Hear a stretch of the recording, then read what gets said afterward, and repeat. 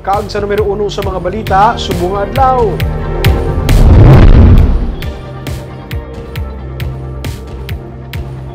Tanan ka mga peke nga PWD ID gin-surrender sa DSSD. Ginuusisa na sa karon kung diin ini naghalin. May report sa Nico Delfin. Business establishment can scan the QR code. Wala pa man napakita ni Mayor Albi Benitez ang bago nga PWD ID nga himo sa PVC card. May isa ka senior citizen nga PWD ang nagpahimo na sang ID nga himo sa PVC card. Isa ini sa 15 ka mga peke nga PWD ID nga na-surrender sa satellite office ang DSSD PDAW sa mall. Sunod kay DSSD OIC Alma Agustilo.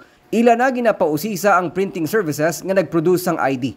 Hindi sila allowed. Kung madakpan sila yung mga printing services, may sa labtun sila sa Republic Act 9442 or sa violations ng Republic Act, Magna Carta for Persons with Disability. Ginapapangita naman nila sa senior citizen ang original nga PWD ID sini agud mausisa kun peke o kun hindi. But however, according sa IAYA is in PBC lang kuno ya before na dugay na iya na PBC na para for purposes sa iya nga ma-keep safe man bala or nang hindi madasig magupi, hindi madasig maano ni gani maguba kung laminated siya biya muna.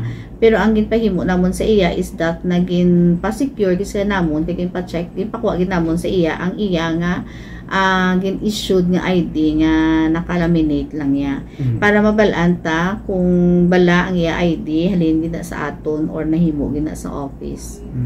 Ginsiling ni City Legal Officer Attorney Romeo Carlos Ting Jr. sarang mapasakaan sang kaso nga falsification of public documents ang nagahimo sang peke nga IDs kag may salabton man diri ang mga ID holders nga nagagamit sang fake IDs. Kung kung napikil kapin pagin may intent to use ka na i-use mo ang discount, ang pwede kaya makasuwan sa establishment in na falsification of public document. Mismong card holder? Oo, card holder.